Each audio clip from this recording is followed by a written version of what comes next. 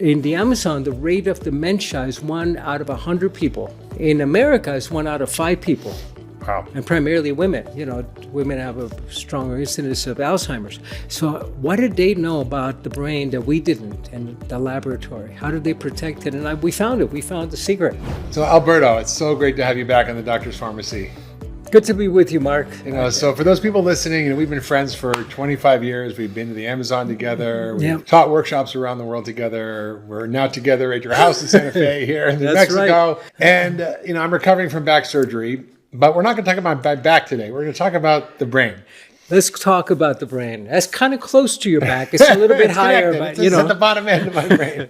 and you've written this new book, which has a very provocative title, which is called Growing a New Brain. That's right. So why do we need a new brain? What's wrong with our brain? Well, I'll tell you, what's important here is to understand that we grow a new brain already anyway, every 20 days. An entirely new brain, at different rates of speed. We grow a new body every 7 years, skin cells every 7 days. The lining of your gut is every 3 days. But we thought the brain didn't repair itself. Remember in college we learned that you only had so many neurons and every shot... Mess them up with drugs, that's it. Every shot of tequila was 20,000 brain cells. Yeah. Today we know not only that we have stem cells, but that every neuron, through a process known as protein synthesis, regenerates itself. That's really remarkable. So what you're basically saying is that the science of the brain is sort of in a new era. Yeah. What we used to think about the brain, we now are completely reevaluating and realizing that we have the capacity to impact our brain in ways that we never thought possible. Precisely. And I wrote a book about this 15 plus years ago called The Ultra Mind Solution, about fixing your brain by fixing your body first. Precisely. And you previously wrote a book called Growing a New Body, which is based on a lot of the work we did together in teaching courses. Yeah. But this Growing a New Brain book is very intriguing to me because it kind of challenges our notions about a lot of the work that I think you do, which is shamanic healing, energy medicine. It's shamanic energy medicine. Dealing with trauma and dealing with a lot of the things that we think of as psychological. In fact, I'm going to put on my shaman's shawl. There you go. Shaman shawl. I started out in a brain laboratory at San Francisco State, and then I went to the Amazon. But I noticed that Gabor is using his shawl. I like that. And today, I think we have to become neuro-shamans. Rely not on, because we study the brain and we're looking at the hardware. But what about the mind? None of this brain scientists have anything to say about the mind. Well, that's it. I mean, the joke was that the neurologists pay no attention to the mind and psychiatrists pay no attention to the brain. But the truth is we have to do both. Right. And so when you started in this work, you were really coming at it from the perspective of psychological healing. I was coming... And spiritual healing. Precisely. And energetic healing. Yeah. And you realized you maybe came up against a wall and couldn't fully help people resolve a lot of their psychological, emotional, spiritual issues unless you also help them heal their brain, hence growing a new brain. Repair the brain. Our brains are broken today. And we know the list of the things that are breaking the brain. But we really don't know yet how to repair it, how to upgrade it. How do you upgrade the brain to create psychosomatic health? That's what we were investigating at San Francisco State. And when I got to the Amazon, I shut my lab down. Wait, I just want to stop there. Yeah. You said psychosomatic health. Now, we've all heard of psychosomatic disease. It's all in your head. Yeah. You're talking about the opposite. Right. How do you do that? We know how to create psychosomatic disease. Basically, it's the stress hormones, adrenaline, cortisol, the amygdala running the show, you being angry all the time. You're going to get sick. We know that. But how do you create psychosomatic health and come to the optimized brain function? Come to the state that the ancients used to call gnosis, which is direct knowing. Which is, we think it's knowing all. That happens when you operate from the lower brain where you think you're a know-all. Take a 15-year-old kid, Yeah. Why don't you leave home now, honey, while you know everything? But we're talking about upgrading the brain so you know the all. And you come into the state of gnosis where you understand how nature works, where you understand how you can create health. And it was so much easier back then, right? With the indigenous people and the Incas 500 years ago and the descendants of those Incas are the people you study with. And they didn't have environmental toxins. They didn't have social media. They didn't have shitty, ultra-processed food. So what are the kind of insults that we've now had to deal with that have caused our brain to become so dysregulated that we're seeing this, rampant crisis of mental illness, that we're seeing increasing violence? We just, recently saw a shooter try to take out President Trump. I mean, that's just terrifying to me, right? Yeah, anxiety, the violence, the projection of the shadow. The enemy is the other, and we don't see it in ourselves. So we know these psychological mechanisms. But when I shut my laboratory down, I was in the biology department, not in psychology, but in the biology department. And we had a small brain lab.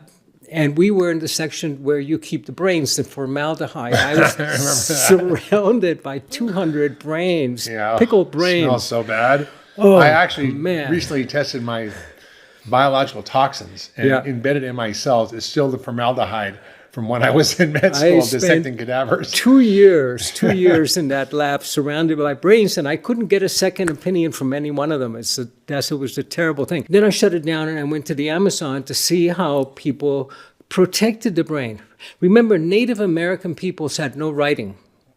They had no record keeping. So how do you protect the wisdom, the knowledge of a tribe, of a society, of pyramid builders, of architecture?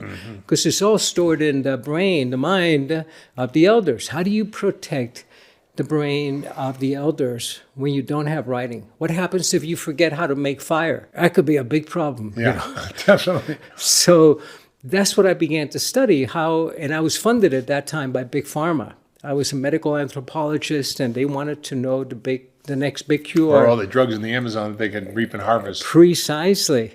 And because in the Amazon, the rate of dementia is 1 out of 100 people. In America, it's 1 out of 5 people. Wow. And primarily women. Women have a stronger incidence of Alzheimer's. So what did they know about the brain that we didn't in the laboratory? How did they protect it? And we found it. We found the secret. Really? Yeah. Okay, lay it on us. Totally. Dr. Villoldo, what are you talking about? I'll tell you what it is. I'll tell you it's about restarting systems that shut down at about the age of 35, which are the detoxification systems, which are the NRF2 activators. That's what we know them to be. What's that? That's a big word. I know what it means. I bet most people listening don't know what an NRF2 activator is. I can't pronounce it. But NRF2 nuclear factor kappa. Kappa beta, yeah. It's a protein that sits on the cell membrane. They're like the Navy SEALs. And when they're needed because of some outside insult, they go in from the cell membrane into the nucleus, and they begin to switch on the genes to create health and silence the genes that create disease. Now, this was only discovered about 20 years ago. And the Johns Hopkins researcher, they found in the laboratory is that these systems, which are the master detoxifying systems, begin to shut down at the age of 35. But today we know how to turn them on again. We know that we have to get the password-protected regions in our DNA to switch on these systems because biology invests heavily on the young. So what's the password? The password are certain plants that are the NRF2 activators. And we know what many of them are, and the Amazon is full of them. What we found in the Amazon was that, actually we found this with our friend David Perlmutter, that the sacred plants, not the teacher plants, those were the psychedelics, which we can get to a little bit later, but the sacred plants were the ones that switched on your detoxification and regeneration systems. And today we know what they are. 5-day-old broccoli sprouts. Broccoli is a huge NRF2 activator. Coffee is an amazing NRF2 activator. But there's the hormetic curve, the hormetic effect. If you do it for more than 5 days in a row, you begin to shut down the very systems you're beginning to turn on again. So you got to cycle them. So this is a really important point you're making because all these plant compounds that we think of as medicine can be medicine for us, but they're actually the defenses for the plants. So they're poisons. And the dose makes the poison. And what you're saying is these are, I think this is phytohormesis is the actual term. I've written about it in my book on longevity because it's such an interesting concept that these stress molecules in plants, and the more stressed a plant is, the more it makes of these defense molecules. Precisely. The more it activates our body's own embedded longevity repair pathways. And you got to have the ones that are bioavailable. Like the most bioavailable one that we know is sulforaphane.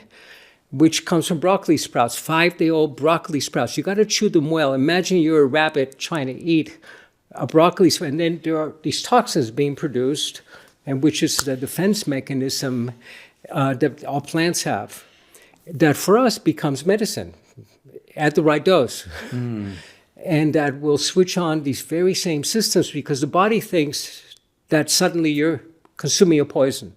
And it'll mount a huge antioxidant defense. It'll start producing glutathione, which shuts down normally at about the age of 35. It'll begin producing superoxide dismutase, a massive production of these. But if you keep eating those broccoli sprouts every day, it'll shut them down. Say, hey, this is not poisonous. Right, because your cells upregulate and downregulate in response to the environmental cues. Right? That's why you get alcohol tolerance or opioid tolerance. You need more and more to have the same benefit, right? Precisely. And this is what the Amazon indigenous people discovered without knowing what NRF2 stands for. They just know that these were the sacred plants that promoted longevity. But they weren't eating broccoli sprouts in the Amazon. No, they have a bunch of other, uña de gato, cat's claw. There's 50 others that are extraordinary, but we can't get them in the West because we don't know the quality that we're getting, and we don't know how accurate the dosing really is. It's all in the dosing. But there's other ones like curcumin. Curcumin is an amazing one, but curcumin is 5% bioavailable, whereas sulforaphane from 5-day-old broccoli sprouts that you grow at home, you gotta turn your kitchen into your laboratory. So all gotta be hippies and grow sprouts in our kitchen now? Totally. We used to do that in college. 5-day-old broccoli, homegrown broccoli sprouts are 85% bioavailable. So do your curcumin, do your golden milk, but be sure that you pay attention to it. And it's in my book, my most recent book, which is the Grow New Body cookbook. Yeah. All of the science is there, but now if we're growing a new brain, we need the NRF2 activators and the things that will promote neuroplasticity and neurogenesis. Yeah, and there's other things you talk about besides these plant compounds. And you talk about the other major factor that needs to get turned on to repair the brain called BDNF in the book. Precisely. BDNF. So what is BDNF?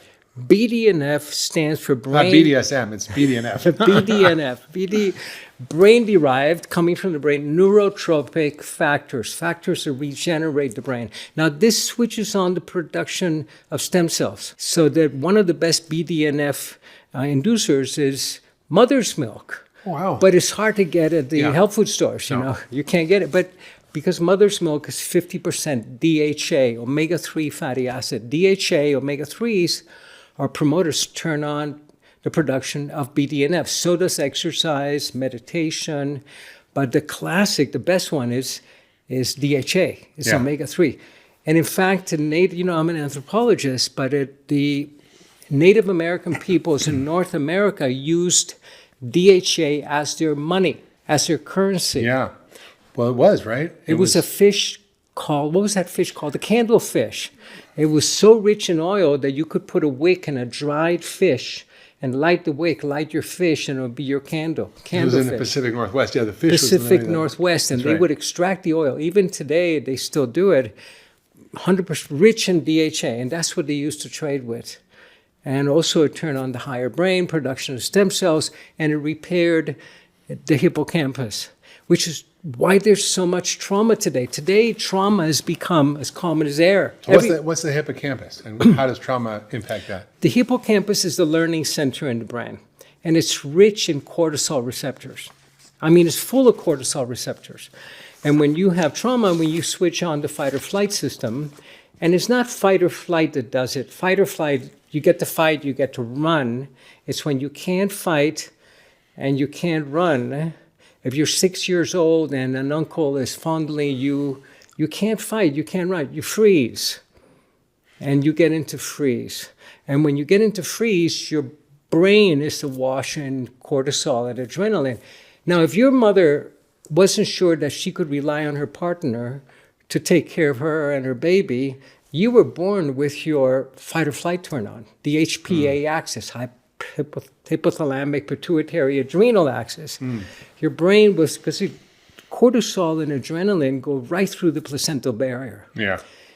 So the Hopi have a saying that before you're born, that you have a twin, an invisible twin, all of us do, And before we're born, the twin looks out of the uterus to see if the world is safe.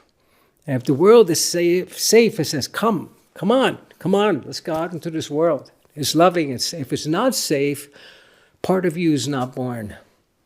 And you're born with soul loss, what they call in native societies, they call soul loss. So you have to do a soul recovery. But when you're born incomplete like that, we know the brain chemistry now. Yeah. So this is you're born with your fight or flight switched on that damages your hippocampus. You cannot have a new experience. You cannot learn. You can't store memories. That's what the hippocampus does. So in your book, you talk about sort of how we need to heal our bodies to heal our spirit and our mind. And can you talk more about that? Because it really kind of goes to what you're talking about. Carolyn Mace used to say, your biography becomes your biology. Yeah. And what you're essentially saying is that your biography, your story, gets transmuted into biological signals, along with all the various other things that we're exposed to in our modern world, our processed food, the environmental toxins, chronic stress, Precisely. digital overload, et cetera, et cetera, Yeah. et cetera. But in order to actually really heal and to become whole human beings, we both have to heal the brain and the mind and the soul. And the body. Yeah. In the West, we practice medicine by specialty. Geography. The neurologists don't talk to the GI docs, and most of what's happening in your brain is coming from your gut. Yeah. So there's no people that do the entire system, and this is what. Well, I do. Yeah. You and two or three others that I know. But this is what the shamans, the indigenous people do. They look at the entire system, and not only the entire body and mind, but how you're relating to the ecosystem, to nature, and to the family system, and to your destiny. Like an important part of the healing is finding out what is it that you came to do here in this world. And when you go on that quest, even if you don't find out what it is you came to do, but you're looking, searching for it, suddenly the universe has your back. Mother Nature begins to support you in your healing. And this is what I learned in the Amazon because, I was in the biology department, and in biology you believe that Mother Nature, that Gaia, the planet, loves her species, but she doesn't care about the individual members of the species. She cares about the species. You and I are expendable. But the shamans believe that the minute you come into service of the mother, that you become an earth keeper, that you become conscious of the impact of your actions in the earth, that she takes a personal interest in you. And then magic begins to happen. They call it magic, we call it health. So that one of the things that I stopped doing, I always used to bless my food, Yeah. I stopped blessing my food. Now I ask my food to bless me. This is coming from the mother. So your return to the mother is so important because what happens at that point is that you heal shame. And shame is the most bedeviling, befuddling, toxic emotion that we can have. Shame means that I am not worthy, I'm not a good person. Yeah. And that's the very first experience that we have, emotion, in the West, because our mythology. See, when I was in the Amazon, I would ask people, what's your mythology of origin, your first story ever told? And our first story ever told is we got banished from the garden. Yeah, bite that apple and we're screwed for life. Because we were ashamed. God comes and says, where are you guys? And why are you hiding? And then it says, because we are ashamed. So we heal the shame. The shame is the deadliest toxic emotion that we can have. And the way we heal it is by returning to the mother and finding out that she loves us. And part of that you're talking about in the book, Growing a New Brain, is really about how to use food and lifestyle strategies and supplements and other tools to help actually sort of repair a lot of that damage. Look, you can't grow a new brain on French fries. No? Oh, you can't. You got to have the right French fries for dinner Alberto. The right neuronutrients to be able to do that. And an essential one of these is tryptophan. So, tryptophan is a precursor for serotonin. And serotonin is ubiquitous. It's everywhere in nature. So trees have it, butterflies, plants have serotonin.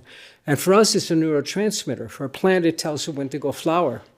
But I suspect it does that for us too. When do we blossom. Haven't you seen a plant that looks kind of depressed, it's kind of saggy and give it sad looking? Put a little bit of tryptophan, and today we can order it from Amazon, You don't have Is to that go what's to, in that plant food that you put in your when you get you don't have to go to the Amazon. You can order it from Amazon, and it's and tryptophan, or 5-HTP, is a precursor for serotonin, and serotonin is what repairs the hippocampus. Yeah.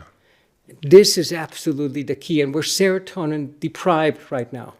Our foods are devoid of serotonin. Yeah. And 100 years ago, a sweet pea, had twice the amount of tryptophan that it does today because we're breeding foods for sweetness. For starch, not protein. Precisely. And tryptophan's an amino acid. It's an amino acid. We have a hunter-gatherer genome, evolved 2 million years ago. Our DNA hasn't changed that much. In 2 million years, when we were hunter-gatherers, primarily we were gatherers, scavenger-gatherers. We would find roadkill and bring some meat home, but most of the time we were gatherers. And the animal protein was very scarce. So the transport system to get tryptophan into the brain gives priority to the 3 amino acids that are the branch chain amino acids, valine, isovaline, and leucine. Prioritizes them because we had such little, for thousands of years, so little animal product. Yeah. And then tryptophan has to take a second place because you need these for the protein synthesis. But today we're serotonin deprived. And that's why so many people are in the SSRIs, which are flooding the brain with serotonin to help you stabilize your mood and your hippocampus repair. Yeah. And the hippocampus is where learning happens. So actually, when you're talking about this, because, for years, I've done diagnostic testing, which allows me to look at the effects of inflammation on neurotransmitters. Yeah. And so we measure something in the urine that is called quinolinic acid, which is a byproduct of tryptophan and 5-HTP metabolism when there's inflammation that diverts it away from producing serotonin to produce this very toxic compound called quinolinic acid, which is found very high in people who are depressed or have autism or dementia. And it's I can tell immediately if someone has brain inflammation.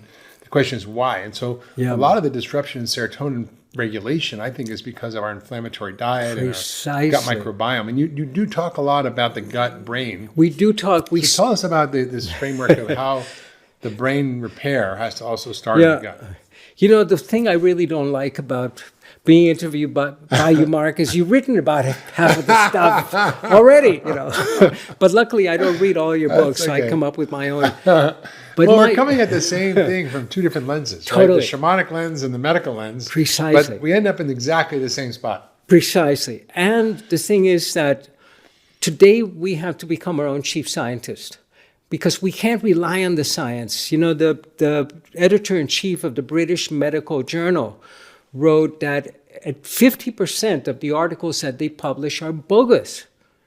They're bad science, but we just don't know which 50%. So we have to be very careful researchers, find out who we trust, and especially when it comes to probiotics and comes to the gut, because the probiotics we buy at the store are only 1% of the whole gut probiotic system, which are the aerobic ones, the oxygen breathers. 90% or 95% of our gut is the non-oxygen breathers, the anaerobic ones that you can't buy them. You can only feed them and hope that they grow and they get strong, because that's where you produce serotonin. Your gut transforms tryptophan into serotonin, and then it gets taken by the vagus nerve and by the bloodstream across the blood-brain barrier and into the brain. There's this little teeny bit of serotonin produced in the brain by the Raphe nucleus. 1 out of 1 million neurons are serotonin producers. Most of it comes from your gut. If your gut's broken, you're not producing serotonin, which then the pineal gland, once it gets to your brain, if it gets to your brain, turns into melatonin so you can sleep. Yeah. And if your fight or flight system is attenuated, is toned down, if you're not in constant alert, waiting for danger or who's the shooter that's going to come by, what kids are most terrified of today is going to high school because you read about such danger. If your fight or flight system is toned down, then the pineal gland can not only produce melatonin, but it will begin to methylate serotonin, which is a tryptamine, and you end up with di-2-dimethyltryptamine, which is ayahuasca. Whoa. Which is the brain produces. And all of the psychedelics, by the way, work on serotonin receptors in the brain. So LSD, psychedelic mushrooms, MDMA, psilocybin, LSD, ayahuasca, which is the most powerful psychedelic known to humans, is produced by the brain. That's why we have receptor sites for it. But you have to get the serotonin in there. And then you wake up the higher brain, and this is what allows you to create psychosomatic health. Because you have the experience of oneness, of communion, of belonging. You understand how life works and how you're part of it. Wow. And so part of the healing of the brain, you're saying, is healing the gut. How do you recommend people do that in your book? Well, there's a dozen books written about these, including a couple by you. Yeah. Of how do you repair I'm curious of what you've learned, from a different set of lenses, looking at how you start thinking about the gut. For example, visiting you in Chile, you have this big bunch of raspberries that's kind of a culture medium for probiotic called Saccharomyces boulardii that's really powerful in regulating. This is the key for us. The work that we do is a product called Saccharomyces boulardii, which is actually a yeast. So it's not really a probiotic, but it's a yeast that acts like the United Nations peacekeeper inside the gut, and it begins to regulate the colony, and it gets rid of candida, which has taken over the gut of most people in America today. Candida is a yeast that proliferates the minute you take antibiotics. And you can look at your tongue, and if it's got a white film on it, you've got candida. Now, the purpose of candida, everybody should have a little bit of this yeast. And there are many other yeasts and fungus that grow in the gut too, but especially of candida, is to ferment you after you die. This is like nature's garbage disposal system. Kind of like the Last of Us TV show where they get eaten by the mushrooms. This is it, So, but you don't want that to happen a day too early, of course. So Saccharomyces boulardii, and this is in my website, you got instructions, it's in my books, is actually a yeast that competes with candida, brings balance to the gut, especially to this kind of dark area, this kind of black hole that we have in our guts of the anaerobes, the non-oxygen breathers. And it brings balance to them and allows them to proliferate, and it gets rid of the bad parasites. It gets rid of the H. pylori, for example. There's really good science behind the use of Saccharomyces boulardii, and it's been used with babies and children for 50 years to stop diarrhea. Yeah, it's quite incredible. In fact, they use it clinically in medicine for people who have C. diff as a treatment for C. diff, which is because of Clostridium bacteria that can kill you. I had it; it almost killed me. And it's a powerful compound. We call it a yeast against yeast. And this is and the beauty of boulardii, Saccharomyces boulardii, is that it doesn't stay in your gut, doesn't colonize. It leaves after about 6-7 days. One of the things we see a lot on our stool tests when we do stool analysis is a reduction in something called IgA. That's an antibody, the first line of defense of your immune system. Right. And when you say COVID antibodies, so those are the defense against COVID, right? So you have a system in your gut which interacts with the outside world. And typically when our guts being such a mess, we see a lot of people with suppressed IgA levels, and the Saccharomyces helps to bring it up. So you're talking about these sort of ancient organisms that we've symbiotically evolved with to help regulate our biology and restart and renew processes that have been going on for hundreds of thousands of years, but we kind of messed them up. Yeah. If you want to see animals in Africa, you go to where the food is. That's where the animals go. And that's what these bacteria did in our gut also. They went to where the food is. So they get to eat first. That's true. They eat first. And then there's actually about 10 levels, 10 layers of probiotics in your gut. And then we get to eat last. Because one layer, they begin to break down our foods. So boulardii is an excellent remedy, and then you've got to feed the others. And what do they feed on? They feed on the stuff that you don't digest. Yeah, one of the most interesting things I discovered in the last years, especially when I got sick with ulcerative colitis after C. diff, was this whole body of research, not just about fiber, not just about prebiotics and probiotics, but about polyphenols, which are the phytochemicals that you're talking about from these sacred plants that actually feed the good bacteria too. Precisely. So they actually love that stuff. You got to feed them. This is the best way, because the probiotic market is an $80 billion market annually. And most of the stuff doesn't work, unfortunately. There's some good ones, but none of them work with the anaerobes. The only way to work with them is with ubiquinol, with quercetin, the polyphenol-rich compounds that will feed them, and the fiber also is really important. So beginning with the gut, and then you find the keystone species. So in Yellowstone National Park, they shot many of the wolves, drove the wolves away, and they found that the whole ecosystem went out of balance. Yeah. And they reintroduced the wolves, and the ecosystem went right back into balance. And one of the keystone species is the Archimansia municipalia. So if you work with these keystone species, they bring order to the ecosystem. Yeah. Yeah, Archimansia is really important. We've done a lot of work on the podcast talking about it because it's such an important thing. But I had very low levels when I had colitis, and I took pomegranate green tea, and I took cranberry in high doses. Yeah. Every day in concentrates, and it regrew my Akkermansia. Yep, it's incredible how quickly they respond. But you got to get rid of the bad guys first. Sometimes you have to take fluconazole, or you've got to take something to get rid of the yeast, which colonize very rapidly. And then you've got to reset your vagus nerve, because the vagus nerve is a transport, it's a highway taking serotonin to the brain.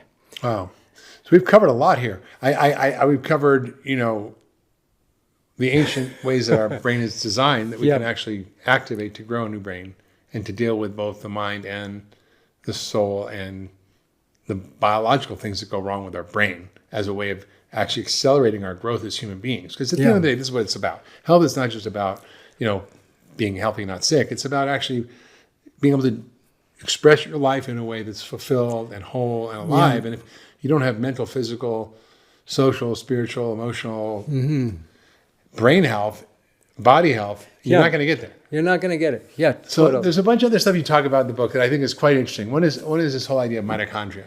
Yeah. And we've written a book on Power Up. I think it was called Power Up the Brain. Power Up Your Brain with David Perlmutter. David Perlmutter, who's a really good close friend. He's been on the podcast. He's an incredible neurologist.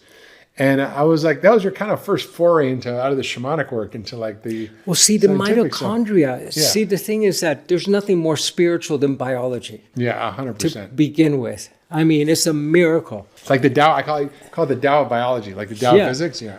And the people that say the psychologists are great, it's good to be able to tell your life story to someone, but you can tell your life story, but how do you change your story when your story is deeply biological and it's not just what happened to you when you were little? So the perspective that I learned from the shamans in the Amazon is that trauma is not what happened to you. It's a story you wrap around it. Mm-hmm. There are no traumatic events. There are only traumatic experiences. And to heal that experience that's been damaging your hippocampus, you've got to support your hippocampus. You can't write a new story about your life journey until you begin to repair the hippocampus. So how do we do that, doctor? You cannot. You got to change your brain to change your mind. Yeah. You can't change your mind without changing your brain. That means intervening with the hippocampus first and foremost, repairing the gut. But the quick fixes are things like L-tryptophan, 5-HTP, the precursors for serotonin, and in 6 weeks it begins to work and you begin to feel happier. Serotonin, is the happy molecule. Yeah. So then then you have to go on the quest. And the quest is the quest for, what am I doing here? What did I come to do in this life? Did I come to spend another year in therapy? What is your personal quest, and how can you make a difference in the world? Leave this place a better world than the way you found it. Yeah. And that's what's going to bring you. Then you're not going to be fighting with your body. You're going to begin to shift your priorities to eating natural, seasonal, local, organic, to becoming a kinder, gentler person, to forgive more easily, and to love yourself, and to make your way back to the garden, back to Eden. You got to drop the whole shame story, which is, I am not worthy. Yeah. You only do that. You cannot do it through psychology. You got to do it by returning to the mother, by becoming an earth keeper, a steward of our planet in your own little way. And when you're talking, when I hear you saying in the subtext there is that, reestablishing a relationship with nature is really critical here. Yeah. And nature is our biology. And unless we understand our biology, everything from our gut microbiome to our mitochondria to all the different things that affect us, we're not going to be able to get there. Yeah. You can never be disconnected from nature because you are nature. Yeah. You can be disconnected in your own head, but you are nature. You embrace your nature and you recognize that that you're on a spiritual quest to find out the three ancient questions that every spiritual tradition has. Who am I? Where do I come from? Where am I going? And the church answered that for us for a long time. And then science came around and said you came from a primordial soup. Who am I? You're a bunch of molecules, and where am I going? Nowhere. Right. And disorienting. But the spiritual traditions are about you going on the quest. You begin by asking the questions, but you gotta get to the higher brain. The problem is that our lower brain, our limbic brain, the Neanderthal brain, needs ceremony in order to change. And that's why you have ceremonies in every culture, every society in the world. Well, what's interesting is that most doctors around the world do ceremony. Right? Yeah. That's how they heal, with ceremony. I mean, just tell you a quick story. I was in Mongolia on this horseback trip where Genghis Khan, rode his horses, and it was an incredible trip. And I got the worst freaking hiccups that wouldn't go away for 3 days. They literally were thinking of evacuating me for a case of terminal hiccups. Medevac. And we got to this little village, and it was in remote Mongolia, and I don't even know where it was.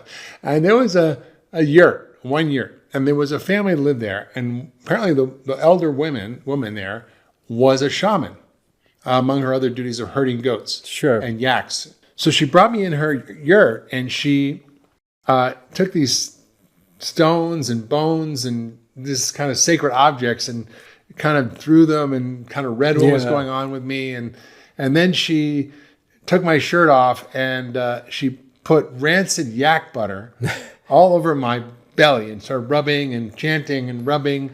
And after 3 days of sheer misery and actually fear, because there's a lot of serious things that chronic hiccups can mean, like cancer. I was like, oh my God, if I got cancer, they went away. I don't know if it was the yak butter or the ceremony, or they just would have gone away anyway. But the point was that these ancient cultures, their healers are also very embedded in both nature and in ritual. Yeah, and the ritual is so important because you're giving the person permission to get well. You're giving them permission to explore something new in their life.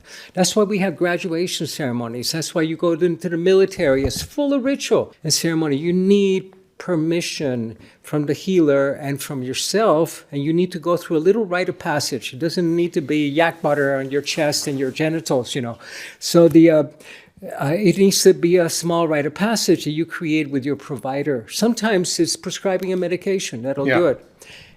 But if you can also orient the person towards their quest, put them on a quest, then healing is accelerated tremendously. But to be on a quest, you need the brain nutrients.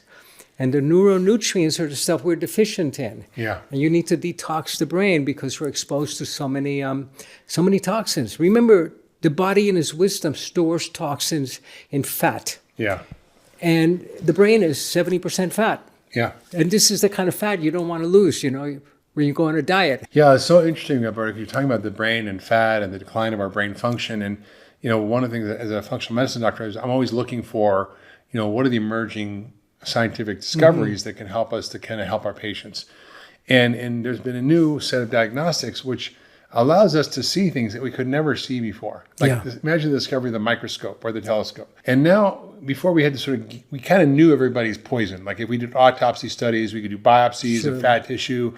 We can measure everybody's got a load of pesticides and dioxin and DDT PCBs and plastics and phthalates and pesticides and BPA, you name it. But we never could measure that in real life humans very easily, because in the blood, it kind of goes into your fat, most of it. And there's a new test that I've been doing out of Germany that measures intracellular toxins. And I have one patient with dementia and another one with Parkinson's, which are both neurodegenerative diseases. And we're seeing more and more of these problems. Yep.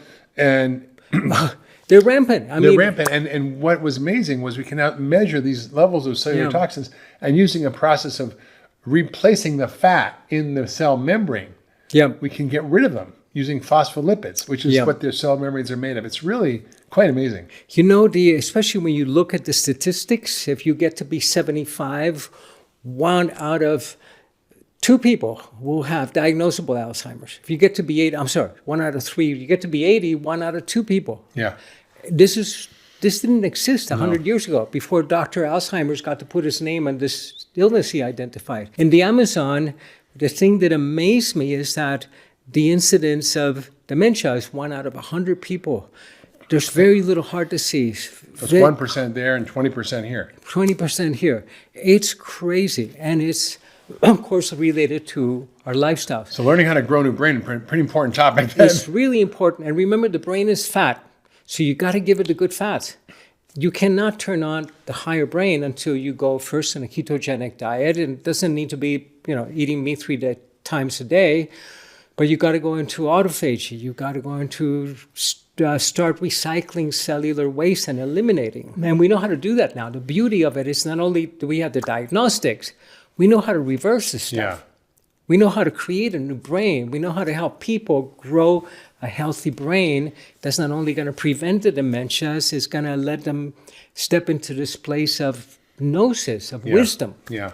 It's interesting. We've had Chris Palmer on the podcast. I'll probably have him back again, who's a Harvard psychiatrist, talking about mitochondria as the core dysfunctional unit that is causing most mental illness, everything from autism to schizophrenia to depression and bipolar disease. And then we have to treat the mitochondria.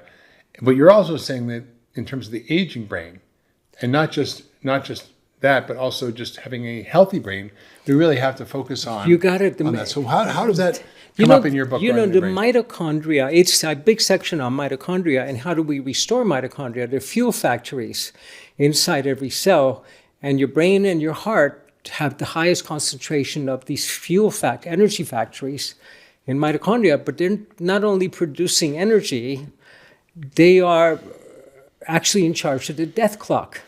And whoever runs the death clock runs the show. They tell cells when they need to die so new ones can be born, so regeneration can take place. But mitochondria they don't belong to us. They are actually bacteria that join our cells. They formed the eukaryotic cell millions of years ago, so that it cut a deal with these multicellular organisms saying, hey, I'm going to give you energy, you keep me protected, keep me warm, keep me safe, and that's what they do. But what they do is they store energy in the form of sunlight. Yeah. Of ATP, of a molecule called ATP, adenosine triphosphate. This is like the little sparklers that kids use. And when they're depleted, that energy goes from being ATP to ADP, adenosine monophosphate. Your fuel tank is empty. Yeah. And so this process of storing energy, of processing energy, of protecting the mitochondria who have 38 genes in a ring that are unprotected, because our DNA is 24,000 genes in a double helix. And your brain cells have more mitochondria than any other cell in your body per cell. And they are the feminine life force. Like 20,000, 15,000. Per neuron. Per cell. Yeah. And we only get the mitochondria from our mothers. So they're what I heard the Amazon shaman saying, your people, their feminine life force is very weak. And then David Perlmutter said to me, of course, it's mitochondria. That's right. That's right. Because we get it from the mother. So how do we protect, repair? And here's where we get into zombie cells. Yeah. Tell us about zombie cells. These are the zombies like the ones in Haiti. The spirituals. No, you're not talking about that. We kind of, because zombie cells, these cells are neither living nor dead. And they're actually a cancer protection mechanism that every cell has. So if a cell is not able to copy its DNA, its information accurately to a daughter cell, mother cell, they're mother cells and daughter cells. They're no daddy cells. If it doesn't copy correctly, it'll neuter that cell so it cannot replicate. Yeah.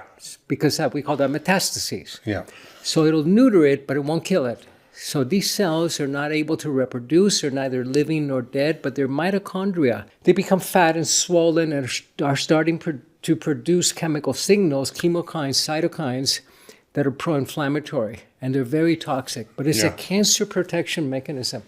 But when you have too many of these, remember the problem here is the copying. If the copying is not accurate, they get neutered. And what interferes with the copying is the signal-to-noise ratio, or all the toxins we're exposed to. These cells begin to build, and we end up with cancers. These senescent cells are called, and they were discovered by James Kirkland at Mayo Clinic, who did a beautiful gerontologist who said, I'm tired of prescribing walkers and wheelchairs. How do we begin to deal with the causes of aging?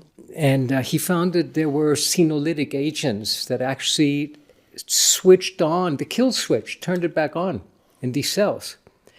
And you could get rid of them. You could do away with them. You could kill the zombie cells, which are also called senescent cells.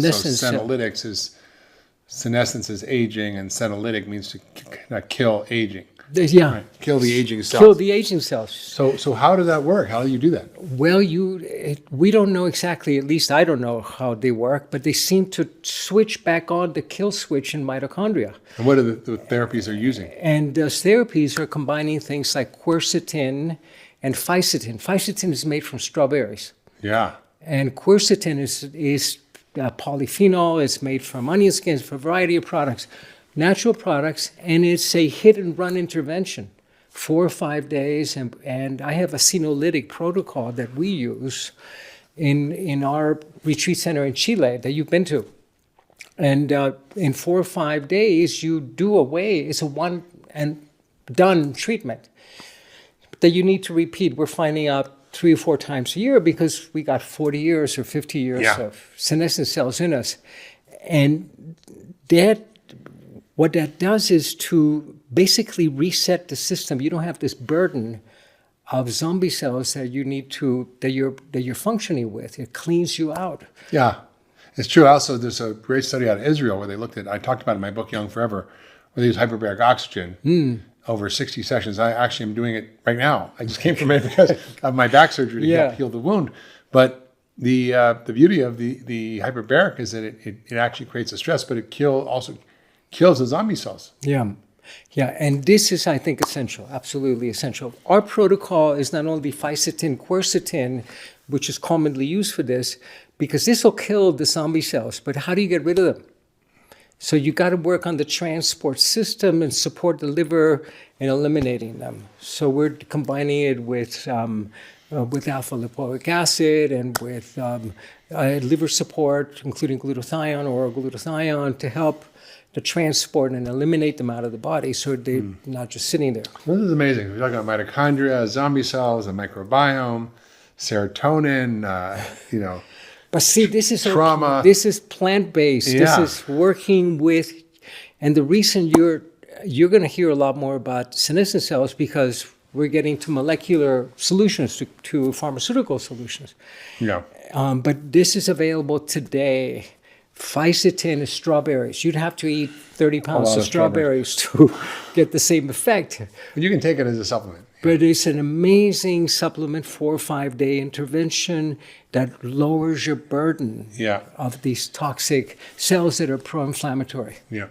One of the things that, it's so fascinating is that, we can start to embed these practices into our daily life. And you've written this book, Growing a New Brain, which is not just talking about the theory. You talk about case stories, you talk about how to do it. And how to do it. Yeah. So can you maybe share some stories about how this would be applied? What are the kinds of things people are doing? How does it work? First, let me share a story about how I kind of got on this track. Because I was running a small lab at San Francisco State, we were looking at can we create psychosomatic health? What are the mechanisms? And I got frustrated at one point, shut the lab down, and went to the Amazon to see what they did. People that had no technology, but they had the plants, the natural world, the plant world. And the mind, the power of the mind to create, we know the placebo effect is the most tested medication in the world. Yeah. Because every pharmaceutical is tested against placebo. Yeah. And we know it's extraordinarily effective. Yeah. It's 68% as effective as morphine in the case of gunshot wounds. Amazing. So I began looking at what's the placebo effect. We don't know what the mechanism is, but we know it works.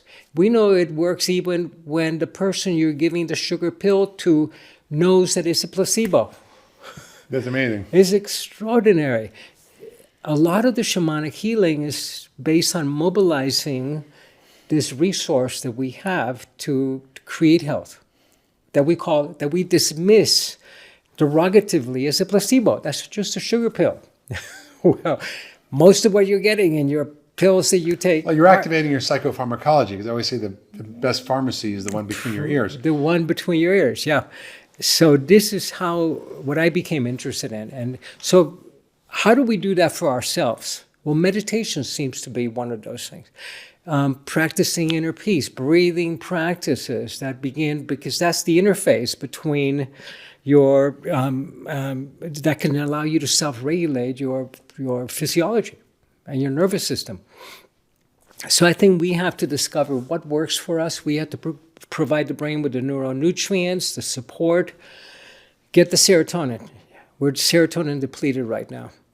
And this is things that we can do immediately, and then turn your kitchen into your laboratory. And then take part in what a number of people are calling the experiment of N is equal to 1. Yeah. Where you have, in medicine, if you have a research project, you want N, the number of participants, to be as big as possible. But here the experiment is N is equal 1. My experiment is called Alberto. Yeah. And yours is called Mark. I love experimenting on Mark. Yeah, me too. And the thing is that if you don't do the experiment, you get to be in the control group. And the control group is deadly statistics. Yeah. You want to be an outlier in that bell curve. So we need to take control of our brain today, not outsource it to our digital devices like we've done. Our memory functions are all outsourced to our digital devices. I was writing one of our blogs today, and it said, this thing popped up, do you want help with writing this blog? And it was ChatGPT asking me if wanted me to do it. Soon, we're only going to be here to clean the machines. So we need to really upgrade our brain, take the next step in human evolution, because couple interesting details. There are 40 million species on this planet, more or less, and only 3 of those don't have a death program in their DNA. And they're humans, dolphins, and whales. Every other species in nature has a death program. There are no grandmothers in nature.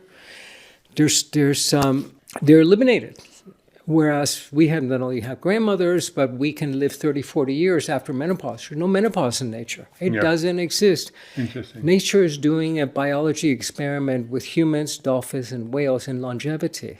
And to take part in that experiment, we need to be proactive in it. We need to attenuate the systems that create psychosomatic disease, the amygdala, the production of cortisol and adrenaline, and switch on the production of the psychedelics that the brain produces to awaken the higher brain. It requires the psychedelics. Well, let's talk about that. I was going to close with this, because I think this is really an important framework. Because historically we thought of psychedelics as causing psychological effects. But now we know they're causing biological effects and literally structural and functional changes to the brain. Incredible. For example, by increasing BDNF and other brain trophic nutrients, things that are helping the brain grow, repair, heal, reduce inflammation, and things like DMT from ayahuasca, from the bufo from the Sonoran Desert toad, the psilocybin medicines, MDMA, which is synthetic chemical, LSD, synthetic chemical, but that comes from a plant, ergot. All of these are things that have been around for hundreds of thousands of years. And they all act on serotonin receptors. And they act on the serotonin receptors. But what we're now learning about them is that they can really create profound, lasting changes in the brain. In a way, grow a new brain. Can you kind of tell us how you think about that? It's amazing.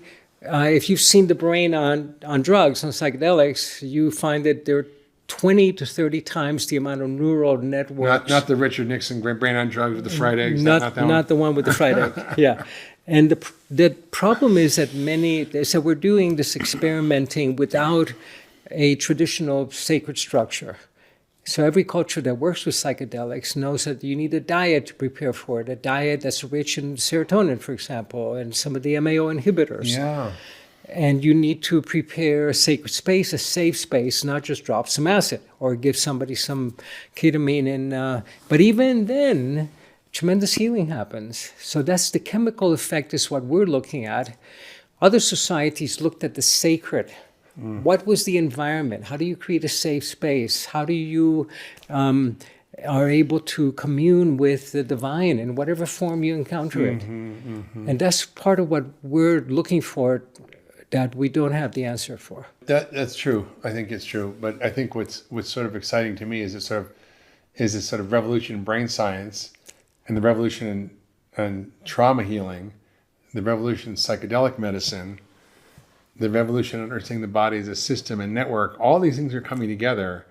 And I think it's just going to change everything. We think about the brain, the mind, our lives. Totally. It's going to open up the door to explore the mind. So what does the future look like? Tell us about how you see the future.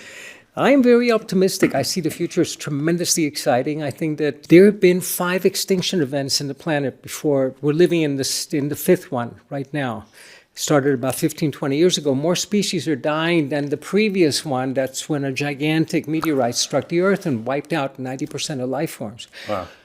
During extinction events, nature seems to take the foot off of the brake and step on the accelerator, evolutionary accelerator. So it's not only evolution in between generations, but now within generations, that we can become a new human. It's called epigenetic reprogramming. Epigenetic reprogramming to become a new human being that can have long life, long health, and can become a keeper, an earth keeper, a steward of the earth, and can experience her and his divine nature.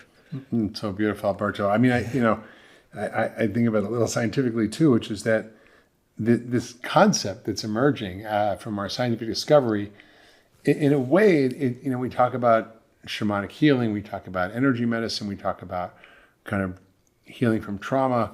This fundamental concept of epigenetics, which is relatively new, it's the idea that there's a control system regulating our genes, that our genes are fixed, but which ones are turned on or off is regulated by this sort of master coder.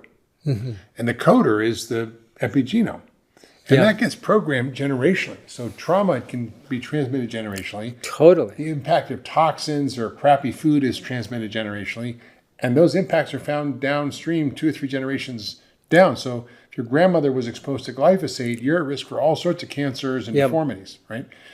If your great-grandmother had a trauma, then that might be embedded in your DNA, like the Holocaust survivors. Precisely. Who had children, and their children and their grandchildren are impacted. Have very low levels of cortisol that's been happening for generations. So what's exciting and what you're talking about essentially is using this line of science to reprogram the epigenome, just regulating it, so you can evolve within one generation. So there was this debate between Darwin and Lamarck. Darwin was like, species evolve through natural selection over time. Lamarck was like, species come fixed as they are. They're both right in a way, right? And so these traits, and he was like, traits can evolve even in a generation. So I think very rapidly. Yeah, very rapidly. Not only that, but we inherit not only the toxic legacy of our ancestors, both biological, chemical, emotional, but also the gifts, the extraordinary gifts of resilience, of courage, of endurance, of bright, and we have to begin to tap into that instead of our psychology today is so. That's beautiful. It's turning us. Heard that. It's turning us into victims. I never heard that. That's one of the most beautiful things. I love that. Tell us more about that, because I think that's a great thing to end on, which is this idea that we not only inherited bad stuff but good stuff, and that makes us into human beings that we are, that are all the good that we are. It makes us into beings that are incredibly powerful, that have tremendous potential and possibilities. and can be part of a grand plan of dreaming our world into being. We are the sons and daughters of heroes, of people that had so much courage, that crossed the Bering Straits, that survived under conditions that were sitting around a fire looking at the stars and realizing we're not alone. Yeah. 10,000 years ago, we have that in us as well, and we need to awaken. But it's so easy to find what's wrong. Now we got to begin to awaken what's right within us. That's so beautiful. So Alberto, tell us how they can find more about your book, about your work, about your website. The book is called Grow a New Brain. It's out now, and it's in bookstores and Amazon, and it has some risky practices in it too. So I've got to caution you on that, because some of these are meditative kind of journeying practices. And my website is called the4winds.com. The4winds.com. And what I do today is to train modern shamans, neuro-shamans. That's why I have my scarf on, my shaman scarf. Amazing. It's so beautiful, Alberto. Well, thanks so much for being back in the Doctor's Pharmacy. Great to be with you again, Mark. All of our wisdom and knowledge. Yeah. Thank you so much. If you love that last video, you're going to love the next one. Check it out here.